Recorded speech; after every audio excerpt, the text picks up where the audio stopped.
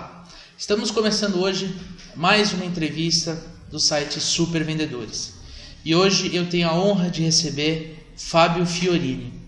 O Fábio é especialista em construção e gestão de marcas, branding e inteligência de mercado para o segmento de franquias. Atualmente é diretor da NetBranding Consultoria, é consultor empresarial e também palestrante. É presidente da NetBranding Treinamentos, a maior micro franquia brasileira em capacitação com foco em resultados para profissionais que atuam em micro e pequenas empresas. O Fábio possui pós-graduação e MBA em marketing pela SPM de São Paulo e especialização em branding. Fábio, seja muito bem-vindo aos Super Vendedores. Obrigado, agradeço o convite aí, Leandro. Prazer estar com vocês. Legal. Eu conheci o Fábio no último evento da Venda Mais, que a Silvia Patriani ela realizou um evento fantástico, foi muito bacana conhecer o Fábio. E ele realizou uma palestra muito interessante sobre marketing, vendas, branding. E a gente trouxe ele realmente aqui para o Super Vendedores para a gente conversar um pouquinho sobre o tema da palestra dele, que é enriquecedor para quem trabalha com vendas, né? E eu queria começar com essa pergunta. Para quem está te assistindo, que trabalha com vendas, o que isso significa, né? O que significa branding, marketing? O que significa isso para quem está no mercado no dia a dia, Fábio? Legal. O branding, embora o nome seja difícil e muitas vezes as pessoas não sabem o que é uma coisa bastante simples, porque o branding, né, ele deriva de brand, que em inglês significa marca, tá. e branding, ING, que é um gerúndio, né, construindo marcas, né? Ok. Então branding significa construir marca na cabeça das pessoas para que essas marcas se tornem referência. Eu sempre uso como exemplo, né? Eu pergunto nas apresentações, escuta, quem que não sabe o que é branding? Mais da metade levanta a mão. E aí eu falo, não, acho que todos sabem. Quer ver como todos vão responder ao mesmo tempo? Me diz aí qual é a primeira marca de sabão em pó que vocês se lembram. Todo mundo responde em voz alta, Omo, né? Então eu digo, olha só, essa empresa, muitos anos atrás, adotou uma estratégia de branding, só que não era só para o nome ser lembrado. Eles queriam fazer com que, mesmo existindo um outro produto, como sabão em pó, Omo fosse o mais lembrado, o que as pessoas achassem que é o melhor, o mais vendido e aquele que liderasse preços, ou seja, se ele aumentar, todo mundo aumenta, se ele diminuir, todo mundo diminui, porque não dá para você ter uma marca que não é líder de percepção com um preço mais alto do que a líder de percepção. Perfeito. Então, na verdade, o branding significa você construir referência de superioridade na cabeça das pessoas. Essa superioridade é superioridade de produto, superioridade de desempenho, superioridade de compromisso, enfim, todos os quesitos positivos que uma marca líder leva. E legal. Isso tem contribuído, na verdade, assim, para o que as empresas investem em tornar a sua marca bem percebida? Elas investem para que a empresa ganhe mais dinheiro. Uma marca forte serve para gerar mais dinheiro. Não certo. Tem porquê, né? Isso vale até para, por exemplo, ONGs. Será que um instituto Ayrton Senna, olha só a marca, né? Não tem uma percepção bastante positiva, não tem uma percepção de confiança muito grande e, obviamente, gera mais recursos, né? Por quê? Porque se apoiou num nome forte. É uma prova de que a marca forte faz com que a empresa ganhe mais dinheiro. Então, o branding no passado era exclusivamente uma atribuição do marketing. Então, o marketing é responsável por fazer propaganda e tornar a marca forte. Hoje isso se inverteu. O branding é uma atribuição da empresa. Equipes de vendas não vendem só produtos e serviços, elas tentam mostrar que vale a pena comprar desta empresa. Perfeito. Né? Porque os produtos e serviços estão muito parecidos. Ela tenta mostrar que esta empresa atua assim com este produto ou serviço porque tem tais benefícios. Então, a busca da diferenciação não é mais só pelo produto e serviço, que tem muitos concorrentes, substitutos. A busca é criar um quesito de confiança na marca corporativa, no porquê que aquela empresa atua assim. Então, hoje, marca, marketing e vendas, né? Eu fico até meio cansado de ver os artigos, né? Marketing e vendas. Cara, é o seguinte, é marketing mais vendas. O marketing é um agregado das vendas. O marketing trabalha para que a empresa venda mais. O marketing trabalha para auxiliar a equipe de vendas a ter mais leads, a ter mais clientes. Então, assim, eles eles não só andam juntos, mas eles têm que estar juntos, entendeu? Então, essa confusão marca, marketing e vendas tem um único objetivo: fazer com que a empresa ganhe mais dinheiro. Uma marca forte se faz com uma boa estratégia de marketing, que se faz com uma boa estratégia de vendas. Então, com isso, a empresa ganha mais dinheiro. Não adianta eu ter uma marca forte que não vende, não adianta eu ter uma marca forte com uma boa estratégia de marketing se a equipe de vendas não está boa, e não adianta eu ter uma equipe de vendas boa se a empresa não consegue dar credibilidade no mercado, entendeu? Entendi. Então esse é o balaio do marketing, vendas e marcas, né? Bacana. Eu achei interessante que no tripé do branding você fala que a marca que trabalha o branding, ela não se preocupa em ser a mais barata. Pelo contrário, ela valoriza o preço dela. É claro, isso? Claro, exatamente. Imagina assim, como eu disse, sei lá, vamos dizer, as marcas líderes de referência, e aí eu só vou fazer um paralelo nisso. Imagina se eu perguntasse para vocês, como que chama aquele negócio que a gente limpa a panela e tudo mais? O pessoal diria Bombril. Certo, né? claro. Aquele negócio que a gente cola presente, Durex, né? Na claro. verdade, aquele que a gente limpa o vidro e tal, Cotonete, né? Essas marcas são sinônimo de categoria, né? Então, por exemplo, o Cotonete. O Cotonete é o nome de uma marca, só que ele virou a categoria. A gente diz que precisa comprar Cotonete, mas muitas vezes a gente vai lá e compra palinetes, né? O que eu quero dizer com isso é que, assim, dificilmente você tem uma marca referência. Então, essas marcas são referência. Você tem uma marca referência mais barato que as demais, né? Não dá para você ter o Cotonete mais barato do que o Palinetes. Entendi. Não dá para você ter o Bombril mais barato do que a Solan. Se você vai num supermercado, você vai ver invariavelmente que essas marcas normalmente líderes, o leite moça é mais caro que os outros leites condensados, né? Que é a categoria, né? Dificilmente elas são mais baratas. E aí as pessoas me perguntam hoje em dia, Fábio, mas e a minha empresa que é pequena, dá para eu ser sinônimo de categoria? Não dá para ser sinônimo de categoria, porque normalmente as marcas sinônimo de categoria são de produtos de consumo, são marcas centenárias. Mas uma pequena empresa hoje em dia, ela pode se tornar referência na sua região de atuação. Perfeito. Ela dificilmente vai ser sinônimo de categoria, mas ela pode se tornar grande referência em melhor qualidade, melhor proximidade com os consumidores ou com os clientes, melhor serviço prestado, maior agilidade, né? Um cuidado maior com o relacionamento com o mercado como um todo. E isso é coisa de marca pequena, porque tem agilidade para fazer isso, de empresa pequena. E eu digo que quem faz isso são as pessoas. Certo? Entendi. As pessoas normalmente fazem isso, as equipes fazem isso, porque empresas de menor porte não têm recursos para investir em propaganda como as grandes têm. Entendi. Né? Elas vão fazendo a consistência do dia a dia. Então, a consistência entre os seus materiais, o discurso da equipe e a entrega da empresa. Isso vai criando uma percepção positiva e faz com que valha mais, né? Que é o cerne da sua pergunta. Como é que a gente faz, como é que a gente diminui a nossa dependência da guerra de preços? Você agregando valor. O que é agregar valor? Dar consistência para tudo que você faz. Fazer com que as pessoas percebam grande consistência em tudo que você faz. Que, puxa, os caras pensam em tudo, eles são muito bons. Agilidade, né? Prestatividade, coerência com o discurso. Isso vai criando o que a gente fala assim, a qualidade é subjetivo. Mas você dizer que essa empresa é boa em tudo que faz, mesmo ela sendo pequena, ou seja, ela pensa em tudo, o cuidado dela é especial, faz com que ela se torne especial. E coisas especiais valem mais. Quando as pessoas decidem não comprar de alguma empresa, então, por exemplo, eu digo assim, o maior pecado não são as pessoas que não vêm até você, são as pessoas que vêm até você e não compram, ou que te recebem para uma reunião e não compram. Elas perceberam que não valia a pena, mas não é porque não valia a pena só por causa do dinheiro, percebeu que não tinha valor por trás daquilo, achou que era tudo muito parecido, não valia a pena naquele momento. É o claro sintoma de que você não conseguiu construir uma percepção de que aquilo vale a pena naquele momento, né? Então, a resposta à sua pergunta é, claro, uma marca forte tem que trazer mais valor para a empresa e mais valor para as vendas, ou seja, diminuir o grau de dependência das negociações racionais de preço. Entendi. Isso, assim, na tua palestra você cita uma frase, me ocorreu agora, é o seguinte: não preciso ser o maior, preciso ser o melhor, né? Isso vai muito de encontro com o que você acabou de falar, certo?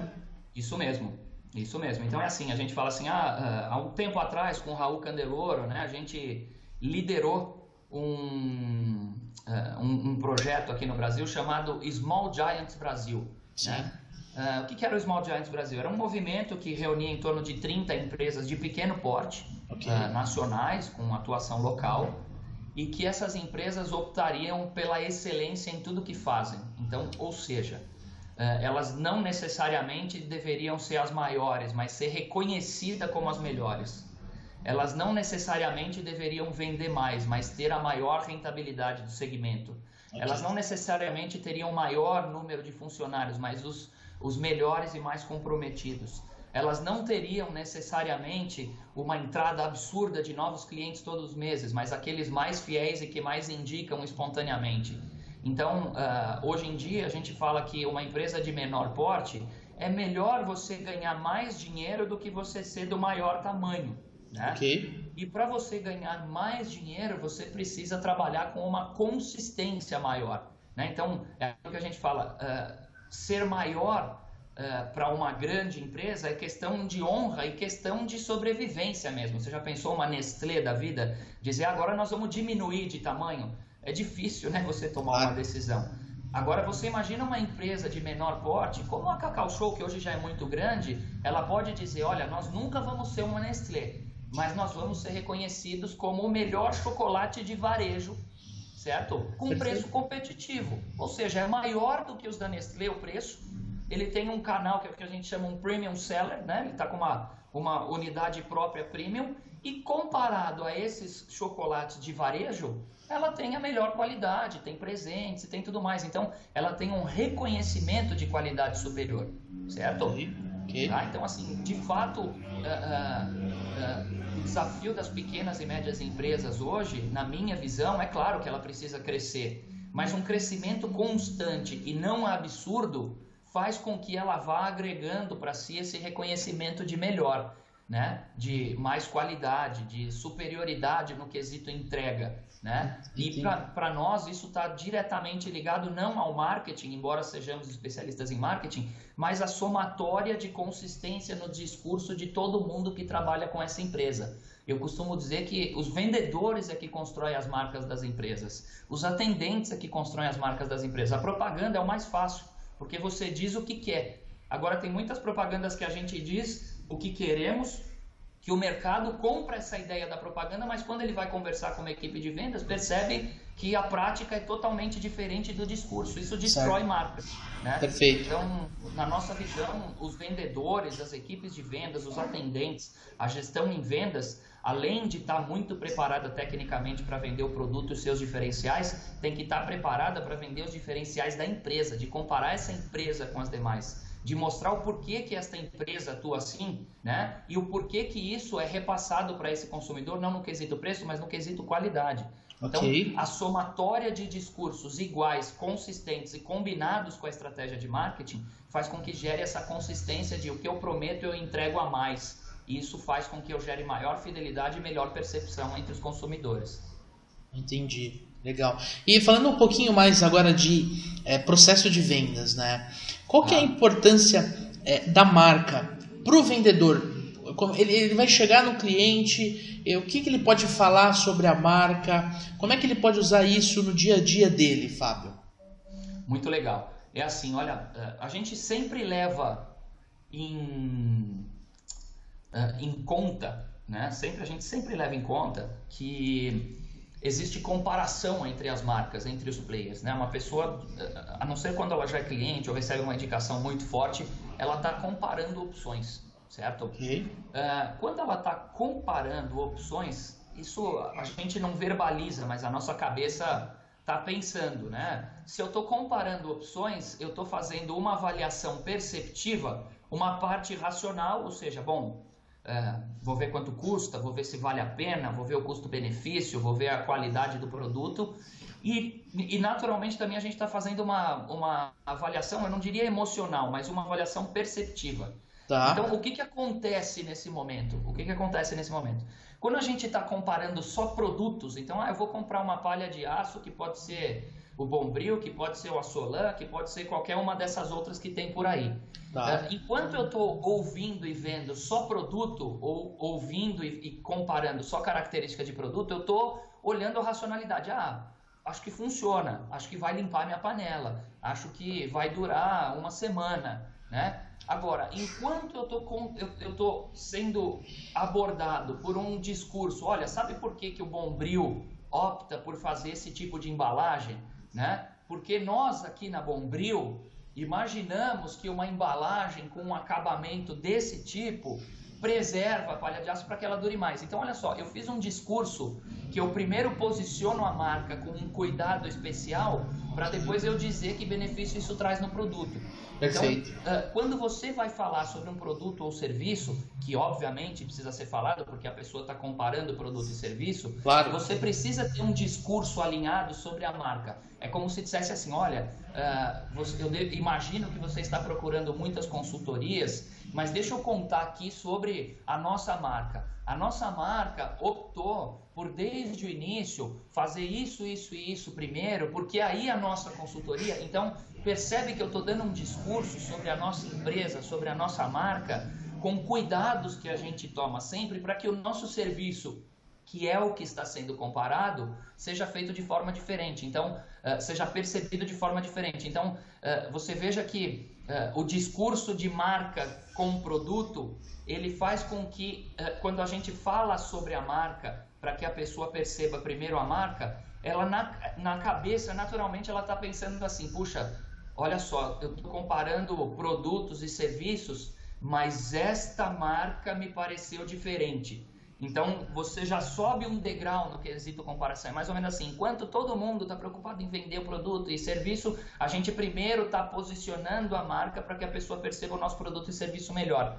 Né? Então, a gente fala que no quesito comparação, o degrau sobe, né? Você acaba subindo um degrau na escala, opa, peraí, essa marca é diferente. No mínimo, na final das comparações você está. Né? E aí, você avança mais um degrau aí e abre mais um espaço dentro do seu funil. Então, eu sempre digo assim, olha só, reúne os seus vendedores para uma reunião estratégica sobre marketing e marca. O que é uma reunião estratégica? Olha só, pessoal, antes da gente falar do produto e serviço, vamos criar aqui a nossa estratégia de discurso de marca. O que é obrigatório a gente falar sobre a nossa empresa? O que é obrigatório da gente falar sobre os diferenciais da nossa empresa? Esquece o produto e o serviço. O que é obrigatório todos falarem sobre os diferenciais? Se nos perguntassem quais são os dois diferenciais da nossa empresa que só nós temos e os nossos concorrentes não têm, quais seriam esses dois que todo mundo responderia na ponta da língua? Isso vai fazer com que a gente exercite, o que a gente fala assim, não é a venda de diferencial de produto, é a venda de posicionamento de diferenciais da empresa. Porque produto e serviço a gente vai melhorar, os caras vão copiar, a gente vai fazer outros e tudo mais. Mas a empresa vai ter que continuar posicionada, né? Indo para o segmento de grandes marcas, é assim, cara, não importa que tecnologia de tênis que você lance, o que importa é que é da Nike, cara. Nike tem sempre bom desempenho, daqui a pouco é o 20.0, é a sola de borracha da NASA, sei lá o que os caras vão inventar, mas o que importa é a Nike. Eles já conseguiram colocar aqui, ó, quando é tecnologia da Nike, é de ponta e o desempenho é bom. Então, tudo que eles falam sobre produto cola mais rápido porque eles conseguiram posicionar a marca melhor, entendeu? Entendi, perfeito.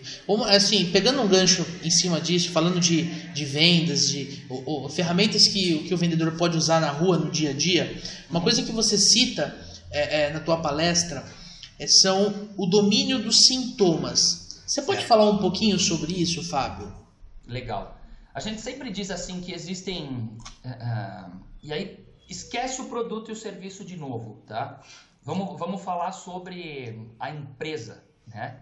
Então, olha só, o consumidor, e aí quando eu digo não é só o consumidor de produto de consumo de massa, é o cliente final de serviço também. Então, por exemplo, quem vende serviço normalmente é um modelo de venda direta, de prospecção 1 a 1, né? Onde você vai lá e tenta personalizar sua proposta.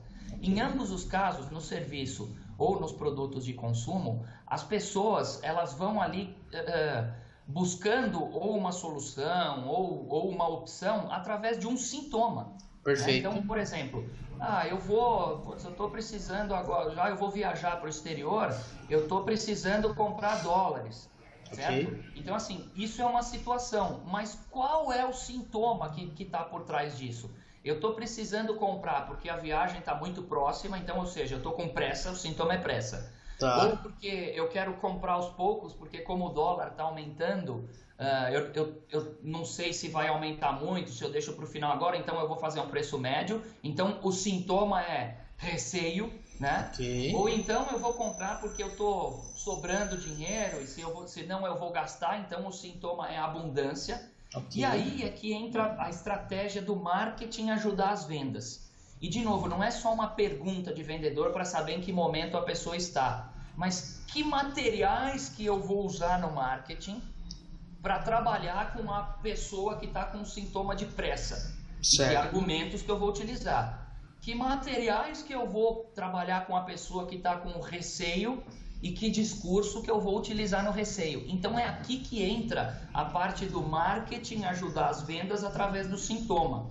Essa história que eu contei para você sobre o dólar, né, que foi uma coisa que veio na minha cabeça agora sobre o que está acontecendo. Claro. Percebe que a área de vendas trouxe um sintoma de que olha o que acontece, tem pessoas que vêm aqui, nos procuram por tal motivo, outras nos procuram por motivo Y e tal, e o marketing materializa isso em estratégias, em materiais, em discursos para ajudar vendas a vender mais. Então o que eu digo assim, eu tenho encontrado as empresas com um sintoma único, então, ou seja, você tem, olha, deixa eu falar sobre o nosso dólar tem preços competitivos, a nossa taxa está sempre condizente com o mercado. Não serve para nada esse discurso, porque todos estão assim também, todos têm isso, todos brigam por isso. Entendi. Agora, como é que você personaliza o marketing através do sintoma? Então, chega um momento em que o marketing treina vendas e vendas alimenta o marketing, para dizer, olha, se nós encontrarmos esse sintoma, o material é esse, a estratégia é essa, o discurso é esse, porque a entrega vai ser tal. Ok. Se o sintoma for tal, então você percebe que você vai ter uma segmentação poderosa de marketing e vendas para conseguir auxiliar a vendas, concretizar mais negócios, entendeu? Perfeito. Legal. Conversa Perfeito. boa, né? Não, muito bacana mesmo. Isso aí abre realmente os horizontes. E mesmo para quem trabalha sozinho, de repente, é um representante, não tem essa força, ele consegue montar materiais fantásticos, partindo em cima desse discurso, partindo em cima dos sintomas do cliente. É só querer, né? Eu acho que Exatamente. A gente fala assim, que materiais que são? A gente trabalha bastante assim com profissionais liberais, né? Nós, como consultoria, eu comecei sozinho em 1998, então você imagina, o meu material de comunicação era uma carta, né, que a gente mandava, mas a carta toda montada em cima de sintomas. O material de prospecção que a gente usa para os nossos clientes eu diria que são malas diretas um pouquinho mais elaboradas, porque você envia materiais para gerar reuniões. Entendi. Né? Você visita... prospecta visitando dentro de um funil, visita 20 para conseguir fazer 10 reuniões, entregando materiais que não são, você não entrega uma barra de ouro, né, para o cara abrir as portas para você. Você entrega um material institucional, uma apresentação impressa dentro de uma pasta, e isso tudo baseado em sintomas, né? Porque se você for na afirmativa de que você precisa nos contratar, a cabeça já diz, não estou procurando, por que eu preciso? Então, quando você vende o sintoma primeiro, e obviamente esse sintoma dentro dessa estratégia que eu mencionei, a pessoa logo se identifica com aquilo e fala, opa, isso aqui parece que está acontecendo comigo, deixa eu ouvir esses caras. Você facilita a entrada. E claro, isso vale. Quando é produto de consumo, você faz isso através da propaganda. Quando é serviço, você faz isso do discurso a um, né? Um a um. Claro. E fica uma dica oculta em cima desse nosso bate-papo. O vendedor, né, que está nos assistindo, ele precisa treinar perguntas abertas, ele precisa aprender a arrancar esse sintoma, porque na visita ele não vai falar, olha, eu quero comprar dólar porque eu estou com pressa. Ele vai chegar e vai falar, olha, eu quero comprar dólar. Você precisa chegar com o teu discurso e descobrir por que ele precisa comprar dólar, se ele está com pressa, quando é a viagem dele. Você precisa desenvolver as habilidades, as perguntas certas. A gente tem material disso no blog para você descobrir os sintomas, que é o que o Fábio está falando durante esses minutos preciosos, certo, Fábio? É isso mesmo, às vezes um checklistzinho, né? A gente fala que você vai marcando um xizinho e diz, opa, se respondeu sim em todas, ele está com esse sintoma. Se respondeu em metade, tá... Eu digo assim, todo mundo fala nos passos da venda, né? Na venda consultiva, até mesmo no spin selling por aí. que tem a fase, uns chamam de quebra-gelo, outros chamam de abordagem, né? Cada um vai fazendo ali, dando a sua nomenclatura para a mesma etapa. Eu diria que esse quebra-gelo e essa abordagem e essa sondagem, talvez, ela deveria ser uma sondagem sintomática mesmo, né? Onde você se aproxima ali rapidamente, mas dentro de uma estratégia para falar, opa, peraí, acho que nós vamos gostar dessa conversa, porque nós vamos falar a mesma língua, né? Então, e olha, há quanto tempo a gente fala isso, né? Você aí, com o blog, já deve ter escrito bastante, pesquisado sobre isso, entrevistado muita gente. Há quanto tempo a gente fala sobre isso e fazendo uma taxa de conversão de vendedores, a cada 10 ainda a gente vê pelo menos uns 7 que já vem despejando ali o seu discurso padrão. Sim. E é isso que acontece. Quando despejam o discurso padrão, as coisas ficam muito parecidas. E quando ficam mais parecidas, realmente ganham menor preço, não tem conversa. Sim. Agora, quando não ficam parecidas e um se posiciona como melhor, esse acaba liderando a percepção. Ele quer que os outros pesquisados sejam iguais a ele, não vai conseguir e vai credenciar esse que teve a melhor percepção para ser o fornecedor dele. E isso é estabelecido na conversa, como você disse, né? Exatamente. Você se aproxima através da sua sondagem, do seu checklist, para apresentar a melhor proposta. Mas não é a melhor proposta em si, é a melhor estratégia para fazer com que a pessoa perceba que vale a pena estar contigo, né? Correto. Falando em proposta, outra coisa que você cita é uma proposta comercial personalizada. Como é que funciona na tua palestra, na tua ideia? O que seria uma proposta comercial personalizada? Então é assim, olha só, entrando um pouquinho na conversa dos sintomas, né? A gente trabalha um funil, né? Um funil de percepções. Então, veja bem, uma pessoa pode conhecer ou desconhecer a minha marca e o meu produto, certo? Então vamos dizer assim, eu quero comprar uma consultoria, certo? Eu posso conhecer ou desconhecer essa consultoria, ok? Se eu conheço a consultoria, a proposta que eu deveria receber é uma proposta de quem já conhece a consultoria. Perfeito. Então é como se dissesse assim, olha, você que conhece essa consultoria e sabe que nós fazemos isso, a minha proposta para você é essa.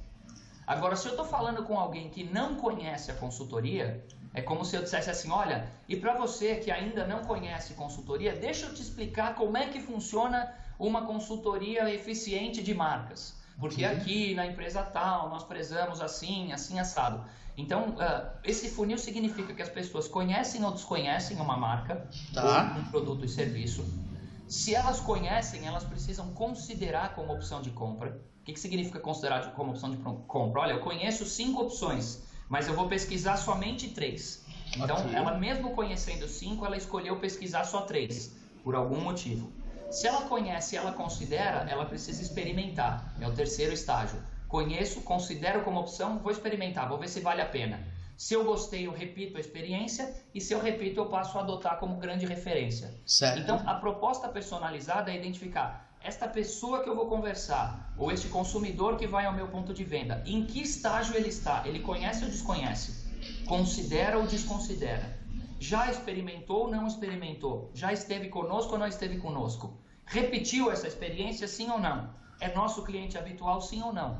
Então você percebe que para cada etapa, né, para cada uma dessas etapas, você tem uma estratégia de apresentação, uma estratégia de propor, né, que é a história da proposta. Se eu vou falar com alguém ou com um mercado que ainda não me conhece, eu preciso fazer com que eles me conheçam. A proposta tem que ser de um jeito. Certo. E, de novo, a proposta de serviço é quase que 1 a 1, e a proposta de propaganda é você dizer, chegou aqui na cidade tal, eu estou dizendo, venha conhecer. Então, a personalização da proposta não é a sua personalização de acordo com o que a pessoa espera ouvir. É como o nível, o estágio de maturidade que esse mercado está em relação àquele produto ou serviço. Então, eu repito, conheço ou não conheço, ou conhece ou não conhece, seria uma das opções sim ou não, né? Já experimentou sim ou não, repetiu a experiência sim ou não e adotou como referência sim ou não.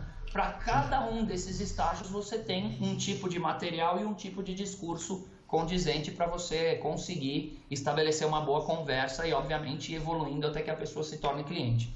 Entendi. Interessante. Parece ser complexo, mas não é. Com a prática você ganha velocidade, certo?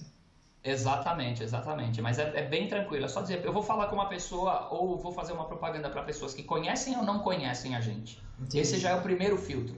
Né? O que é conhecer? É conhecer o nome, saber o que faz, tá. Né? E ter lá os diferenciais um pouquinho materializados. Se já conhece, a minha marca, o meu produto seria uma das opções? Sim ou não? Então, às vezes conhece, mas ainda não está entre o rol de opções. Então, nessa hora, você tem que mostrar cases, mostrar situações, fazer com que a pessoa, opa, peraí, essa aqui acho que é confiável também, deixa eu procurar por ela. E aí, depois de conhecer e considerar, entra a fase do relacionamento, de apresentar ou de comprar o produto pela primeira vez, experimentar, e aí você vai evoluindo para os canais finais de, vamos dizer assim, de prospecção, né? Então é bastante simples. Será que eu sou conhecido ou não? Né? Será que eu seria uma das opções ou não?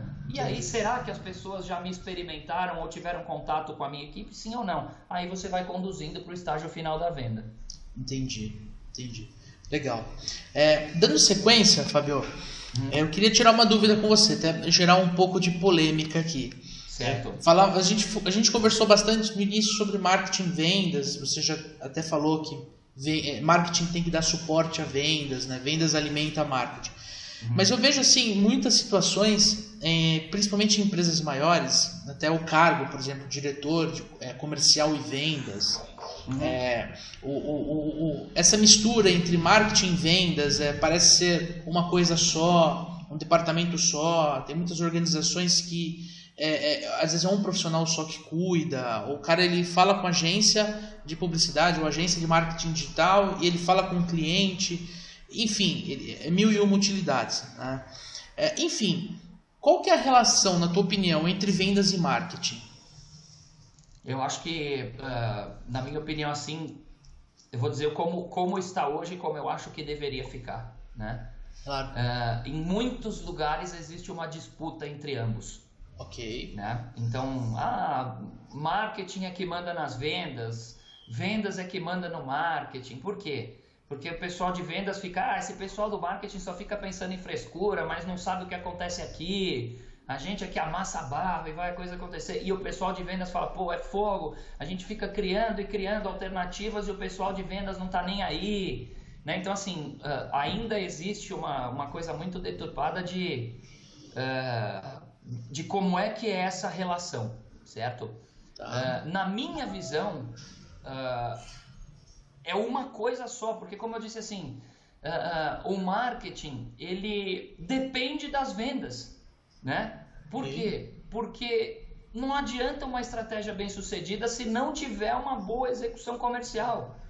E as vendas precisam do auxílio do marketing, porque o pessoal de vendas não é tecnicamente preparado para tentar materializar os sintomas que acontecem no mercado em estratégias para ajudar a vender mais.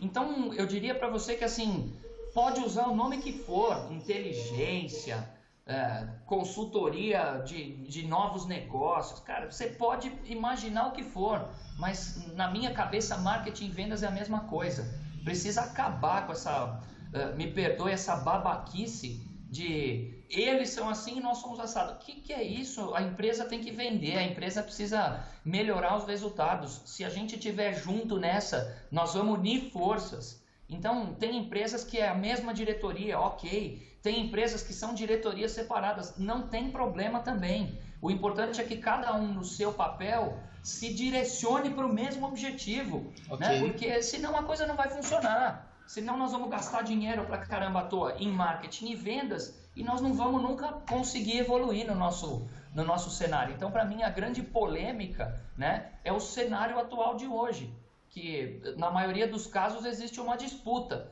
entre essas funções, eu diria, nem áreas. Né? Entendi. Porque o pessoal de marketing não quer se envolver com as vendas e o pessoal de vendas não quer se envolver com o marketing. Amigo, o pessoal de marketing também é de vendas. Né? O marqueteiro sabe vender, o marqueteiro tem que saber vender, né? E como é que ele vende? Ele vende a confiança, vende a credibilidade, não só tecnicamente. E o vendedor tem que saber marketear. Por quê? Porque ele, antes dele vender o produto ou serviço, ele constrói a imagem daquele produto e serviço. Ele constrói aquele discurso, ele tenta persuadir para que a pessoa perceba que vale a pena comprar aquilo lá. Então, no final das contas, é tudo a mesma coisa. É que um, tecnicamente, tem uma habilidadezinha de comunicar e o outro tem aquela habilidadezinha de persuadir ali na hora para o fechamento, entendeu? Então, no final das contas, é tudo a mesma coisa. Entendi. Legal. Que excelente explanação. Bacana mesmo. Eu até fiz essa pergunta porque eu sou formado em administração de empresas e a gente estuda muito marketing, né? E tem várias literaturas que a gente estuda que acho que até o Philip Kotler ele separa bem isso, deixa bem claro que marketing é uma coisa e vendas é outra, mas eu concordo em gênero, número e grau contigo. Eu acho que a gente tem que cooperar junto, tem que trabalhar junto para vender mais, para dar mais resultado, para agregar mais no branding, para crescer. Afinal de contas, a gente quer crescer, né? Eu acho que é isso. Bom, a última pergunta que eu queria te fazer, mais técnica, eu queria te fazer isso. Como é que o vendedor, ele pode, uma dica, uma, duas, três, umas coisas mais práticas, como é que ele pode pedir para, de repente, dentro da empresa dele, para quem trabalha com marketing, um material, dar algumas dicas de marketing mesmo para ele vender mais? Ótimo. Bom, eu acho que assim, o vendedor primeiro ele precisa analisar ali o seu material. Certo. Né? Eu acho que o vendedor tem que estar materializado e ele deve inclusive cobrar os seus pares de desenvolvimento de materiais ou desenvolver-se propriamente. Ele tem que estar, vamos dizer assim, questionado na sua cabeça se, puxa, se eu for conversar com uma pessoa que nunca ouviu falar da minha empresa, será que eu tenho materiais para isso? Okay. Ou então, se eu for conversar com uma pessoa que já ouviu falar, já esteve conosco e eu quero retornar, eu quero fazer com que ela retorne para nós, será que eu estou materializado? Então, acho que a primeira coisa é o vendedor olhar quais são os sintomas, as situações que ele vai encontrar no dia a dia, que nada mais são do que as possíveis objeções, né? E saber se ele está com materiais para isso, certo? Eu acho que a segunda coisa que o vendedor tem que se preocupar é ele estar, vamos dizer assim, preparado para discursar, e aí eu acho que de novo é uma interface com o marketing, para ele tem que estar preparado para discursar sobre a marca corporativa, sobre a empresa, sobre os diferenciais dela, saber se esse discurso dele está alinhado com tudo isso. Então, eu acho que essas realmente são as duas dicas. E a terceira, eu acho que assim bastante valiosa, é que o vendedor materializado e pronto para vender a marca, né? Ou seja, para posicionar bem a marca, ele tenha uma disciplina de execução disso tudo, porque na hora do vamos ver, ali na pressão do resultado, a gente acaba deixando um pouco a estratégia para trás. Então eu acho que ele tem que ter a disciplina de não vou falar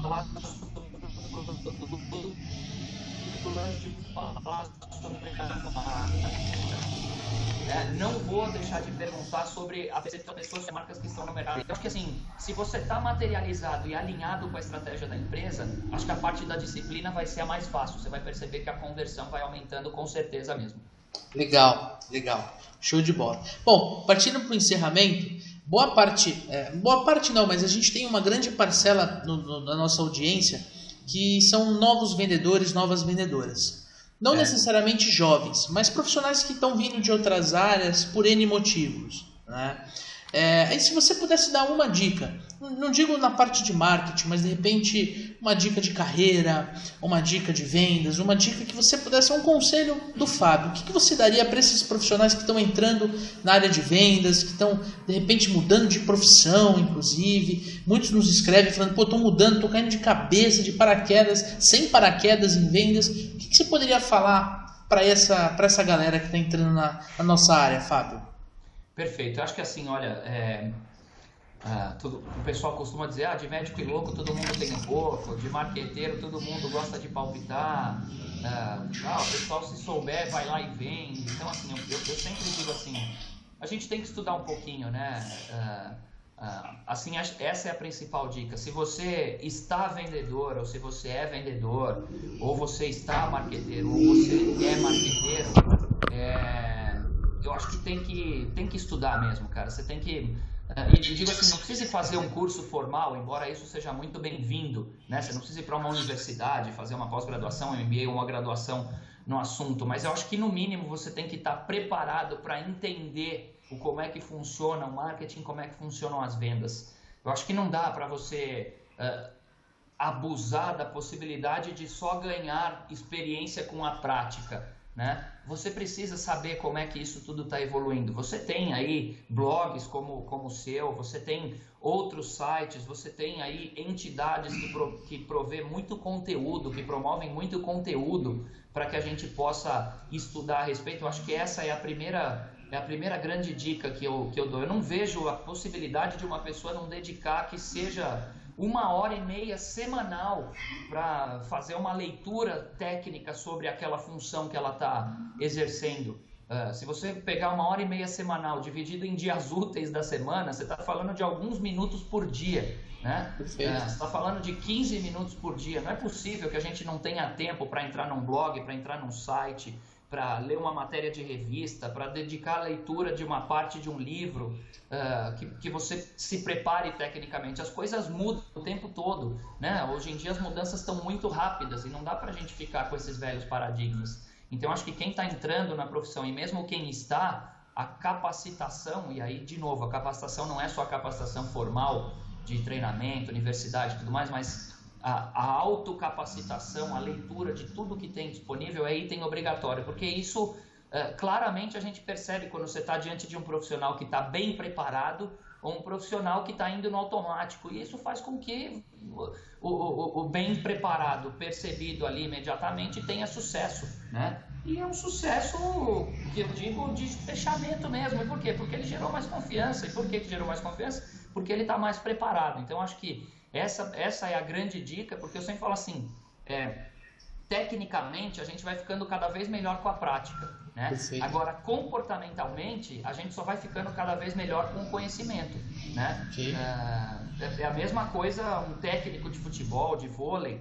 Você percebe a diferença entre os top line e os que estão na traseira, que nunca evoluem. É porque os top line estão se capacitando e se aprimorando e estudando e investindo mais tempo na sua capacitação, e faz com que a prática seja melhor sucedida. É a mesma coisa com a nossa carreira. Então a minha grande dica mesmo é o seguinte: não importa que estágio que você está, estude todos os dias um pouquinho, né? Se você tem condições de fazer uma formação específica sobre isso, muito bom, faça, né? Agora, se você ainda não tem condições, não tem problema, porque você pode se capacitar tanto quanto alguém que está fazendo uma formal, a depender do jeito e da velocidade com que você adquire novos conhecimentos. E os conhecimentos estão aí. Quanto conteúdo que a gente tem? O próprio blog que a gente está conversando agora é um dos casos que a gente tem conteúdo que, se a pessoa estudar diariamente um pouquinho, ela certamente não só vai ter ideias, mas vai ter uma prática muito bem sucedida. Então, essa é a grande dica, né? Porque se você estuda, você domina os sintomas. Se você domina os sintomas, você faz a melhor proposta. Se você faz a melhor proposta, melhor resultado vocês têm. Agora, se você não estuda, você vai dominar pouca coisa do perceptivo, você vai dominar só do racional. O racional é quase tudo igual, e aí é onde começam as brigas racionais de preço e tal, que a gente vive o tempo todo falando sobre isso, né? Legal, perfeito, Fábio, perfeito. Bom, e uma mensagem final e a forma como quem está nos assistindo pode entrar em contato com você, ou de repente entrar em contato com a tua empresa que ficou interessado. Legal, eu assim, agradeço mesmo aí o convite, né? É um prazer falar com vocês. A gente é simples, né? Eu vou dar 2 canais de comunicação. Quem quiser conversar comigo, tirar dúvidas ou fazer alguma pergunta, o meu site é o www.fabiofiorini.com.br, né? E quem quiser se tornar treinador de empresa e consultor, junto com a Venda Mais, nós temos a Venda Mais Small Business, que é a Net Branding Treinamentos. É uma franquia que forma consultores e treinadores em todo o Brasil. Nós já estamos com muito sucesso, e quem quiser dar uma olhada é o www.nbtreinamentos.com.br. N de navio, B de bola, treinamentos.com.br. E claro, como eu disse, eu estou à disposição para qualquer dúvida que qualquer uma das pessoas que estiverem aí nos assistindo possam nos contatar. Legal. Fábio, muito obrigado, foi muito bacana. Eu tenho certeza que quem está nos assistindo agregou muito valor à profissão deles, ao dia a dia deles, cara. Muito obrigado de coração. Eu que agradeço aí, Leandro. Deixo aí para vocês todos aí, e todos os nossos internautas aí, né? Sucesso. Vamos estudar, vamos agregar valor. Fiquem com Deus aí, e que esse ano, embora todo mundo fale sobre crise, eu acho que algumas dificuldades existirão, mas nem todo mundo vai cair. Tem muita gente que vai subir. Eu quero ficar nesse rol da subida. Vamos junto, vamos todo mundo junto, vamos subir. Valeu, obrigado. Um abração, até mais. Um abraço, tchau, tchau. Gostou do vídeo? Clique no botão curtir, compartilhe no seu Facebook, se inscreva no nosso canal e deixe um comentário. Além disso, acesse o nosso site supervendedores.com.br e conheça todas as nossas redes sociais. Um grande abraço e até o próximo vídeo.